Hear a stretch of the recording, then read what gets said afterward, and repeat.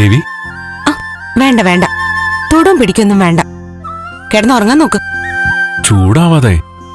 അറിവില്ലായ്മ കാരണം മനുഷ്യർ ചില തെറ്റുകളൊക്കെ ചെയ്തു പോവുമല്ലോ. ചെയ്ത തെറ്റിന് മാപ്പ് പറഞ്ഞാ അത് അംഗീകരിക്കണമെന്നാ? സൗകര്യമില്ല. തോന്നുമ്പോ തെറ്റ് ചെയ്യ, തോന്നുമ്പോ മാപ്പ് പറയ. മാപ്പ് പറഞ്ഞ ഉടൻ മറ്റുള്ളവരങ്ങ് മാപ്പ് കൊടുത്തോണം. സൗകര്യമില്ല. പോട്ടെ, ക്ഷമിക്ക്. ഒരബദ്ധം ഏത് നന്ദനും പറ്റില്ലേ?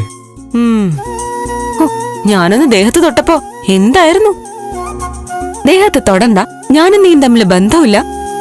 എന്റെ വ്യക്തിപരമായ കാര്യങ്ങൾ എന്റെ മാത്രം കാര്യങ്ങളാണ്. അല്ല, ഞാൻ പറയട്ടെ. ഒന്നും പറയണ്ട.